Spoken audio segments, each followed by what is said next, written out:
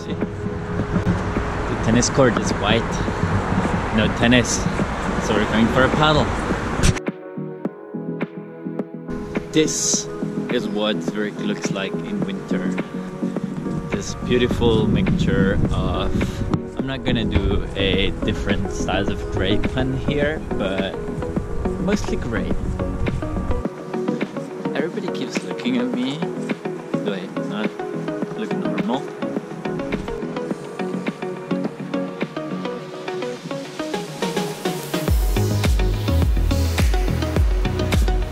We are between Talville and Oberreden, 1 kilometer into our turning. We're going to turn back. We had slight downwind conditions, so it's going to be an upwind to go back.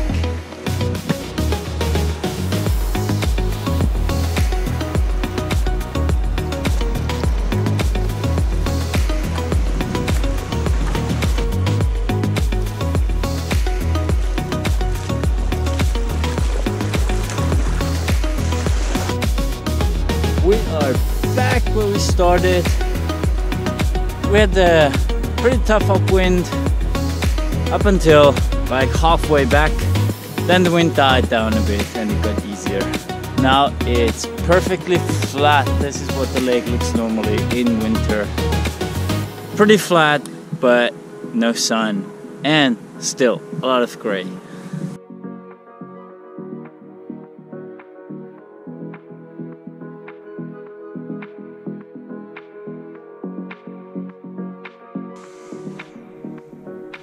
So I wanted to quickly talk about motivation to you guys, because I got a lot of questions now during winter when it's cold outside. It's getting harder to keep motivated, to keep up the training, and especially to go out and train out on the water in the cold. So yeah, I've got 5 basic points that I wanted to mention when it comes to motivation. For me, the first and most important thing to keep motivated is having a goal. So it's important for me to know like 2 steps of goals, like what is my next competition, what is the most important thing I'm preparing for right now, and then on the longer terms, what's the big goal in the next season, to which competition I want to be really prepared for, and what is my long-term goal of where I want to get with my training. Second thing, when you have a goal, is why do you really want to achieve it? So you can say like, I want to be in better shape next year and set that as a goal. Okay, that's good, but why? Knowing why you want to achieve a goal makes you really think about your goal, and with thinking about your goal, you have a stronger motivation to keep working towards your goal. It's more efficient than when you just say, oh, I want to be in better shape. Third, have a plan. If you have a plan, you know how you're going to get to achieve your goal. It's so much easier to keep track of how you get there and keep working on it.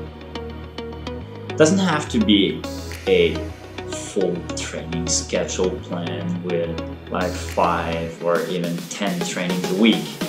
Everybody does what he can, so it already helps to say, I've got this plan that I'm doing, like I have time to train on 2 or 3 days a week, so I already do a plan for the next 4 weeks, what training I'm going to do on which day.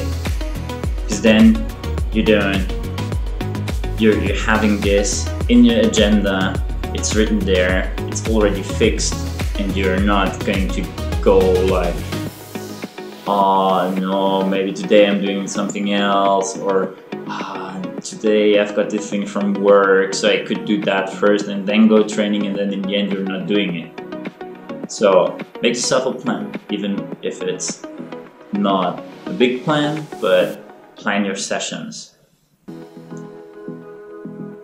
Fourth, trust your plan. Once you've done your plan, you should trust it and follow it through.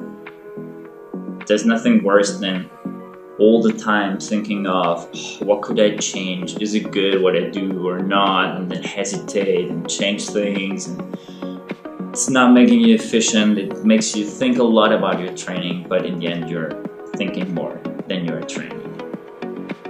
And then the last part, just follow your plan that you've made.